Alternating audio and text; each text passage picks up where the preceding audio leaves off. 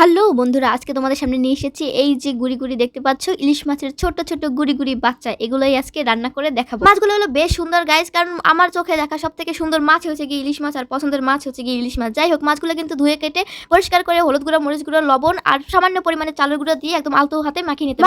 মাখা জাকা করার পরে একেবারে সুন্দর করে কিন্তু ভাজা লইতে হবে। এই ধান মোর ভাজা একালে কমপ্লিট হয়ে গেছে। এখন মেইন প্রসেসটা হচ্ছে গিয়ে রান্না করতে যাব। প্রথমে তেল দিতে হবে, তারপর খাবলানে পেঁয়াজ দিয়ে দিতে হবে, এরপর কাঁচা মরিচ দিয়ে দিতে হবে। এরপর যেটা করবেন, বাঙালির একালে সব রকমের মশলা যেটা ব্যবহার করা হয়, এই সব মশলা দিয়ে এরপর পানি দিয়ে কিন্তু ভালো করে কষাই নেবেন। কষাই নেওয়ার পরে দিয়ে দিতে হবে টমেটো। মনে একটা ভিডিওতে সঞ্জিত বড়ুয়া ভাইয়া লিখছেন যে কমেন্ট করি না, কারণ কমেন্ট করলে রিপ্লাই পাই না। এইটা খুবই ভুল কথা ভাইয়া। সো স্যাড ভাই, আপনার কমেন্টে রিপ্লাই দিতে হয়তো বা দেরি হয়েছে, কিন্তু কমেন্ট রিপ্লাই দিতে কিন্তু ভুল হয় না। আমি প্রতিটা ভিডিওর কমেন্ট একদম একটা একটা করে চেক করি, আর প্রত্যেকটার একদম সুন্দরভাবে রিপ্লাই দেওয়ার চেষ্টা করি। টমেটো দেওয়া হয়ে গেলে পরে দিয়ে দিতে হবে জল, আর যেই দেখবেন যে টমেটোটা সেদ্ধ হয়ে গেছে, এরপর দিয়ে দিতে হবে মাছগুলো। আর মাছগুলো একটু মাখা হয়ে গেলে পরে তারপর নামাই নেবেন, আপনার কিন্তু রান্না শেষ হয়ে যাবে। ভিডিওটা শেষ করানোর আগে আম্মেগো আরো সুন্দর কিছু মন্তব্য আম্মুই পড়ে লইতে। এই যেমন মোর একটা ভিডিওতে এমডি সিদ্দিক রানা লিখছেন, আপনি অনেক কিউট, আপনি জানেন?